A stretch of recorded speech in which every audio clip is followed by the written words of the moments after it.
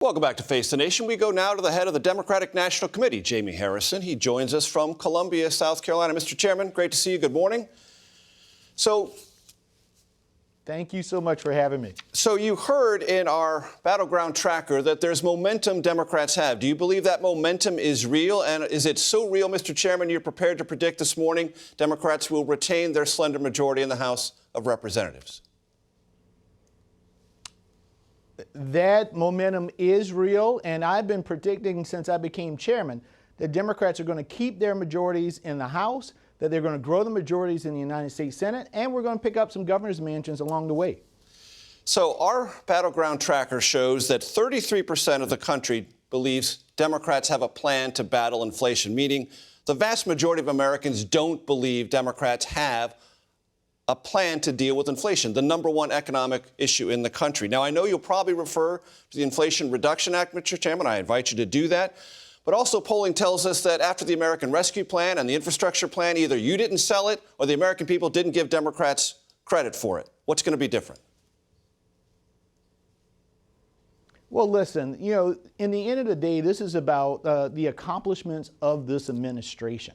And they're vast. When you take a look in historical perspective of what Joe Biden has been able to do in 2 years, there's some presidents who served for 8 years can't add up to what Joe Biden has been able to do. The Inflation Reduction Act, the American Rescue Plan, the Bipartisan Infrastructure Law, the PACT Act helping our veterans, Violence Against Women Act reauthorization, the CHIPS and Science Act. I can go on and on and on. And we're seeing record job growth. We're seeing the lowest unemployment that we've seen.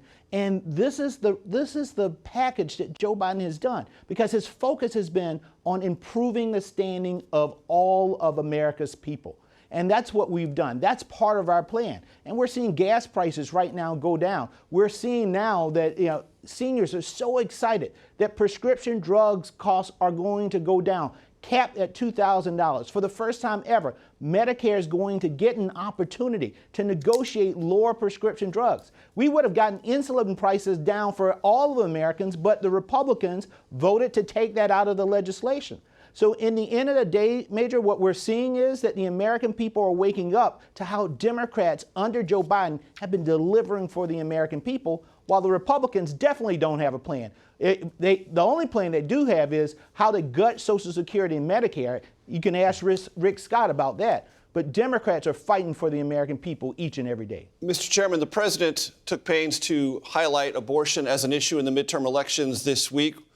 When you think about the history of these midterm elections, when that history is written, will abortion or the economy be more important? I think abortion is going to be extremely important. And because, the reason why so many people come to America is because we are the land of freedom. It's liberty and justice for all. And abortion is about privacy and freedom. Freedom of women to control their own bodies. For the first time in 50 years, these extreme MAGA Republicans have chipped away at a freedom that we've had as American people.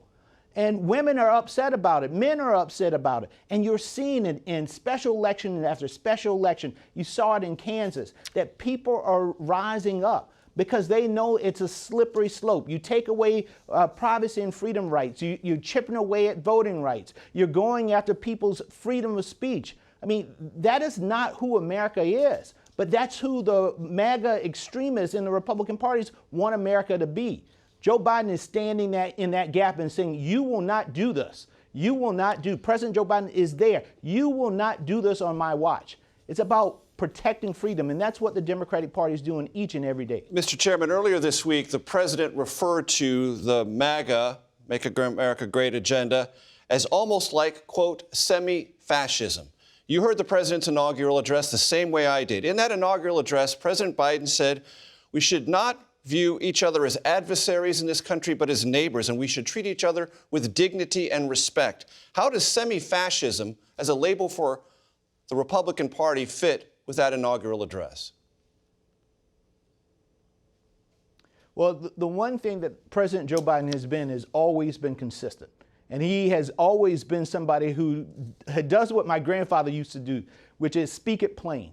say it plain to the American people. And what we see right now is a full frontal attack by these extreme MAGA Republicans in this country. And that so extreme attack Mr. Chairman, is you on embrace our freedoms as a people. Mr. Chairman, you embrace the rhetoric semi-fascism to describe the Republican Party. Well, it's not about the embracing, it's calling what it is what it is. In the end of the day, we are a country built on freedom.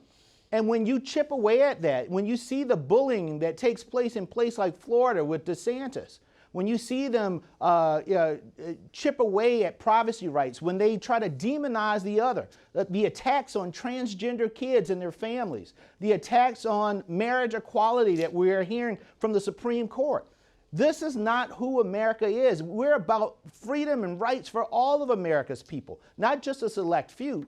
But the Republicans are turning a blind eye, this extreme agenda. And this is what this election is all about. It is the great contrast between a party, the Democratic Party, that is standing up for the hopes and aspirations of the American people and protecting our rights as Americans and our freedoms, and a Republican Party that is focused on fear, that's focused on fraud, that is focused on just getting power. Mr. Chairman. What party do you ever see? Did you ever think that the party of Reagan would actually celebrate when they stalled the PACT Act in the United States Senate? But that's what we have in today's Republican Party. Mr. Chairman, will President Biden run for re-election, and should he? The president has consistently said that his intentions is to run for president of the United States, and I can tell you the Democratic National Committee will be fully behind him and Kamala Harris. This president has a record of achievement, and America needs President Biden to continue that effort. Can you tell us what the status of the Iowa caucuses is? The Democratic National Committee has continued to delay a decision about that. It appears that Iowa will lose its first-in-the-nation caucus status. True? No, that is not true. Listen, in the end of the day, the DNC is focused on these midterm elections, and we're going to allow the presidential cycle schedule to be determined after we're done. Okay. In the end of the day, for us at the DNC, Mr. Chairman, thank you for that. Thank you for that. Record amounts of it. Mr. Chairman, thank you for that. And mobilization. I know Democrats and I will listen to you very, very carefully. Mr. Chairman, thanks so much for your time, and we will be right back.